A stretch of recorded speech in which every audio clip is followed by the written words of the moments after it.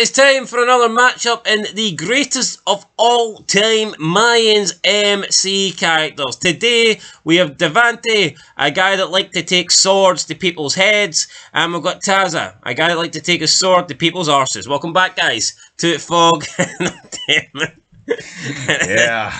It's a Mayans MC matchup. It's Taza versus Devante, brother. Dipping essay. Aye. It's a dangerous dipping world, son. Anyway, we're going to get back on track here. Taza versus Devante. That's the one. Thoughts on these characters? Well, I tell you what, man. Right, Taza started as a guy we didn't even know his name. It's funny how he had to commit to the lesbian style haircut. See when he officially came out the closet. What was that, by the way? Fucking head on the side. Rocking up like Shannon Moore, man. What was that? The only thing missing was like some green hair colouring. Anyway, back to your thoughts on Taza. The first 2 seasons didn't know his name. I didn't know his name, and then he killed Riz. Who would have thought killing a guy would elevate you? I mean, say what you want, like, but the whole gimmick of him actually being in the closet is what made him interesting. I mean, if Taza stayed in the closet, I don't think he'd be on this fucking list. Would he have stayed VP though? I mean, he probably would have, but he got that happy ending. The character wouldn't have survived, and I actually think he's one of the Mayans who actually got a good storyline.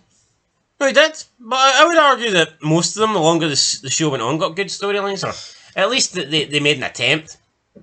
The Gilly thing, maybe not so much. That was right rotten. Alright, CM Punk, but nah, I don't know. Creeper, I still think Creeper had the best storyline, but yeah, Taza got better. As for Devante, he was just Miguel's number 2, his right-hand man, his wise man, so to speak, and then he lost his head at the end of season 1. So after 70 votes, Taza has won with 87%, so a lot of backing here for Taza, and I'm sure he enjoyed it.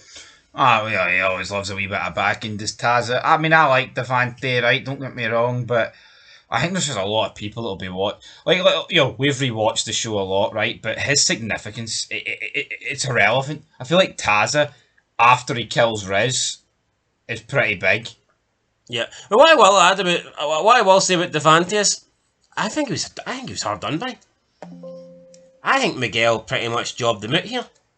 No, he did. Now I know he kind of he had medical records or whatever, but did he really deserve to be betrayed or let go by Miguel and to be beheaded? I don't think so.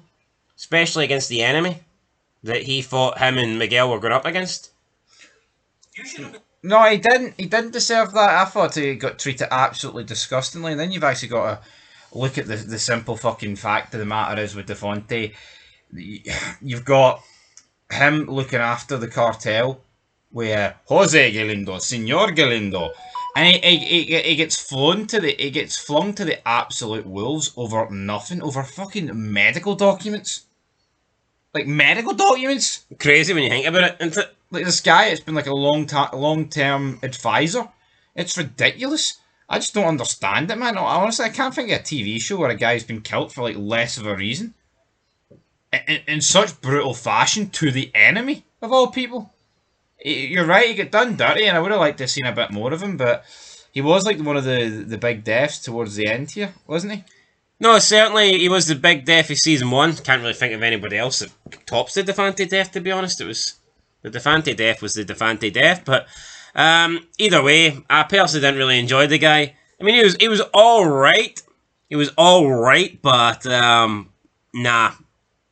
For me, I think Taza's a much better character. I think Taza deserved to win. Taza did win. He's into round 2. And now he will take on Miguel Galindo. So the guy that gave the order. Who gave the order? The guy that gave the order to kill Devante, he will now be taking on Taza. Had Devante won, we would have had a Miguel-Taza matchup, which could have been interesting. But we're not going to get that. We all get Taza, though, versus Miguel. Look at that. We've also got Felipe Reyes versus Hope. Is there any hope for Hope against Felipe Reyes? You know what? Felipe Reyes might be the most overrated character, I think, in the history of Mayans.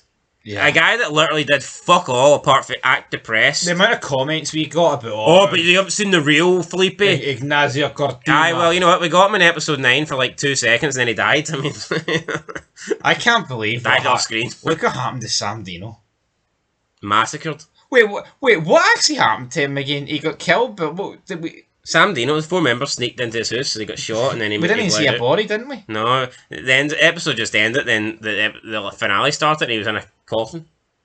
They were all attending his funeral. Tell you what, like there was a lot of great things in the Mayans, but they dropped the ball. Yeah, definitely had potential.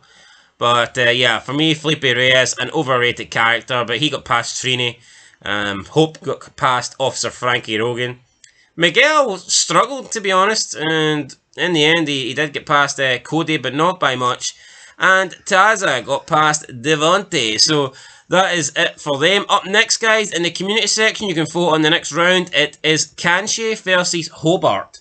And you might be thinking, who the hell is Hobart? For some reason, I thought Hobart was a cop, but it turns out he's one of those military dudes. So, aye, there you go. Once you see his face, you'll probably recognise who we're talking about. But for now, Taza advances and Devante, once again, loses his head. Till next time, peace.